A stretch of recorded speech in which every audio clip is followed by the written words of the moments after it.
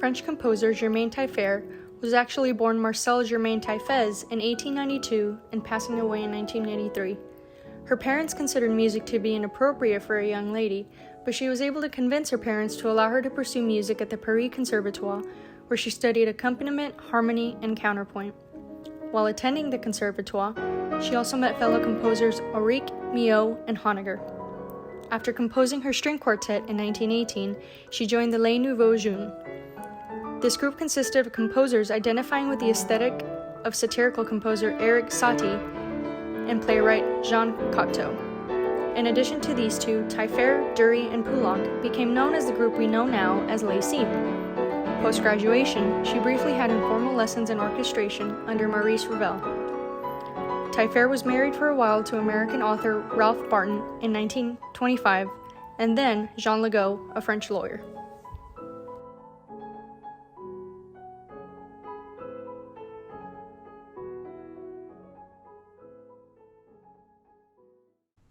So, what originally brought you to study Germaine Tailleferre?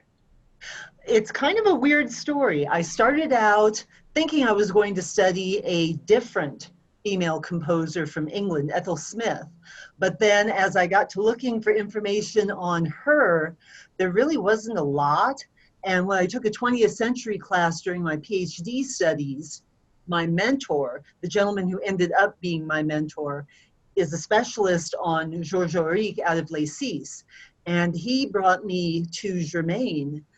He said, well, not a lot of people study Les Six, and Germaine especially doesn't have a lot written on her, so she'd be a perfect topic. And I started looking into her life. Fascinating woman, some very, very interesting things that she did, not only compositionally, but just in life in general. And that's what brought me to Germaine. Oh, awesome. So, over your many years of studying her, what did you find most interesting about her? Oh my goodness. There's so many interesting things.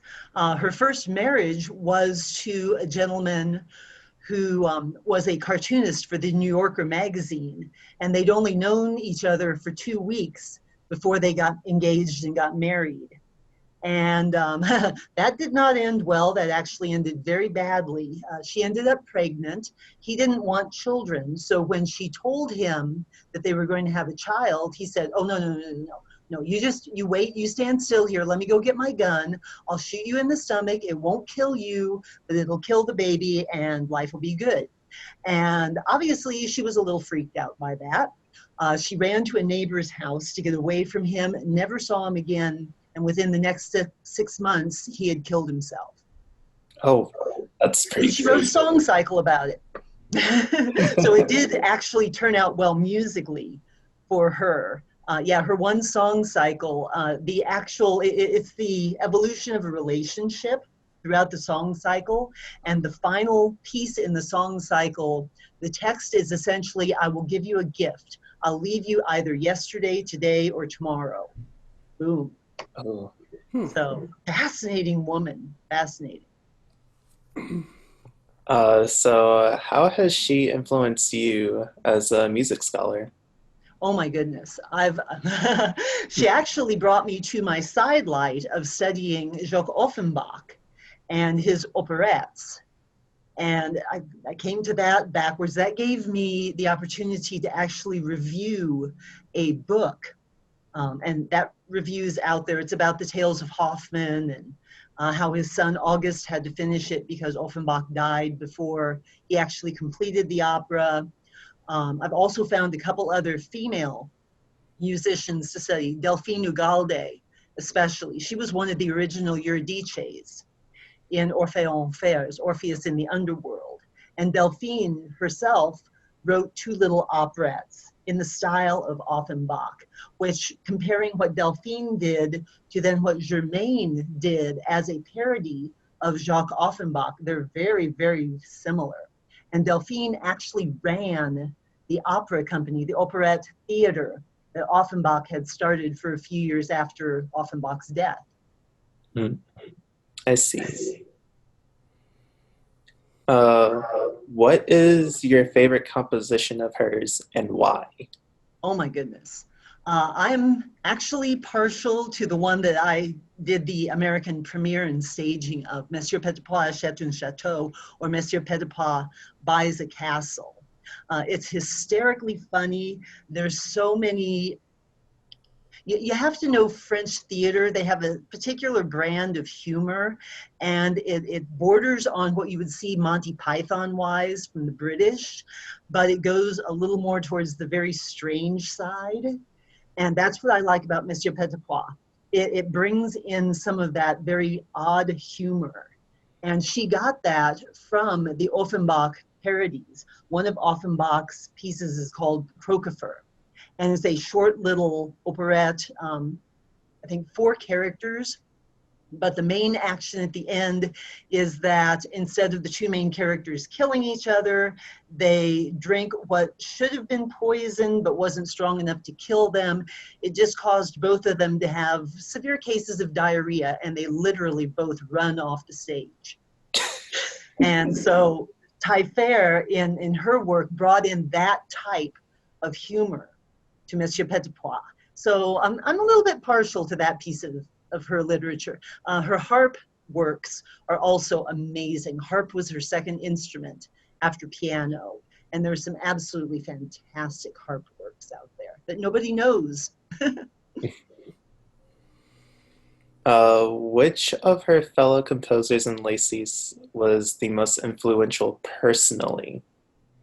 Personally to her, or that she influenced? Personally to her. Okay. There were actually several. I actually talked about this with my mentor, who studies Georges Auric, and we came to the determination, we both agree on this. All of the members of Les Six were close enough, and they were doing something that was new and different in French music at the time, so they cross-influenced each other. She was very good friends with Auric and with Poulenc especially. So they were a bit closer and maybe a little more influential of each other. Auric also was very influential in all of Les Six's careers because he was getting enough commissions that he could farm these back out to the other members of Les Six. But as to her being influenced by just one or the other, I'm pretty sure that they influenced each other. Now, she was the one winning all the composition awards at the conservatoire. So I think she kind of influenced the other 5 members that way, even the ones who weren't studying at the conservatoire at the time, like Poulenc. Okay, I see. How would you say Tailleferre has helped women in other art forms outside of music? Oh boy, she ran in some very influential circles in Paris. She and Coco Chanel were good friends. She was also good friends with several of the female painters at the time in Paris. And actually the female painters were better at promoting themselves, as was Coco Chanel, than was Germaine Tailleferre. And those other friends of hers tried to get her to self-promote more. You have to understand that Tailleferre never became a professional performer on the piano, which she could have been very easily. She was a fantastic pianist because she had amazing stage fright.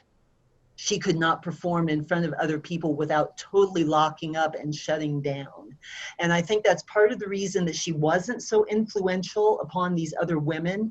Now, she was a great accompanist, and she was well known for accompanying not only the female performers of her time, vocally, instrumentally, lots of salon performances where she was accompanying. And I think that's more of the way that she influenced and helped out some of the other musicians at that time.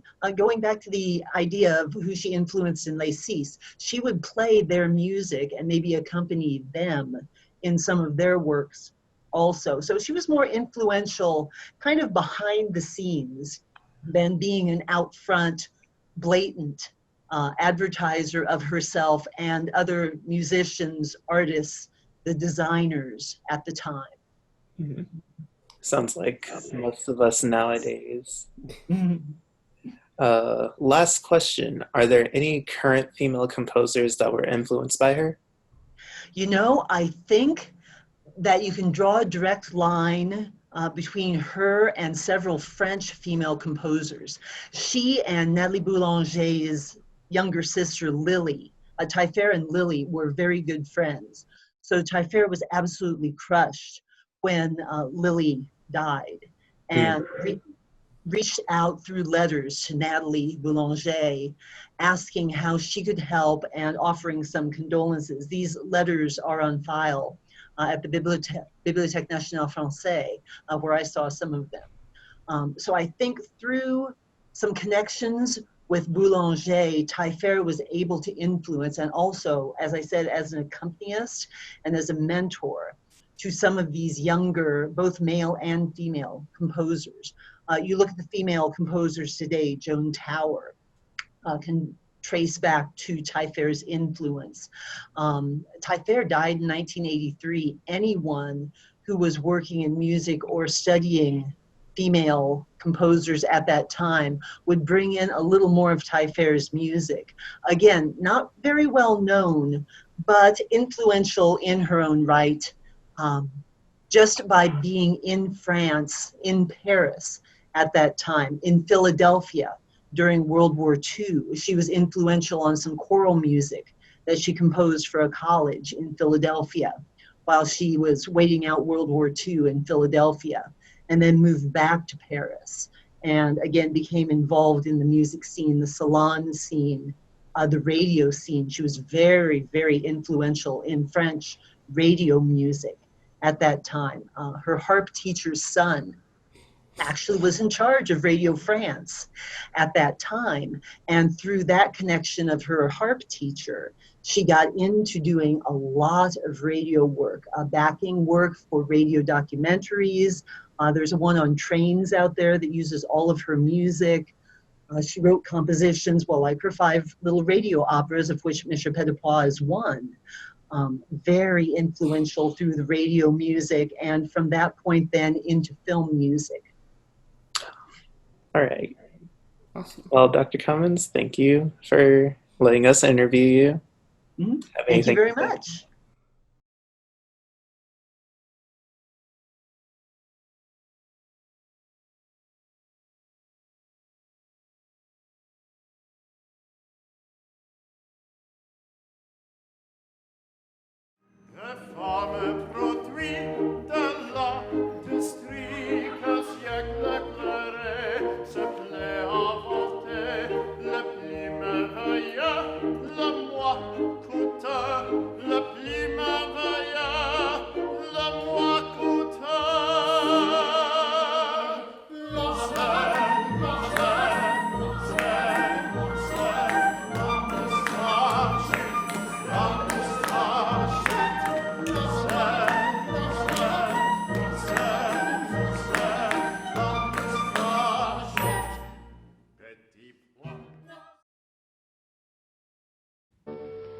Despite everything that attempted to hold her back from music in her life, from her own father to the expectations forced upon her by her society's standards for women, Germaine Tailleferre still relentlessly pushed through and became a substantial composer in history.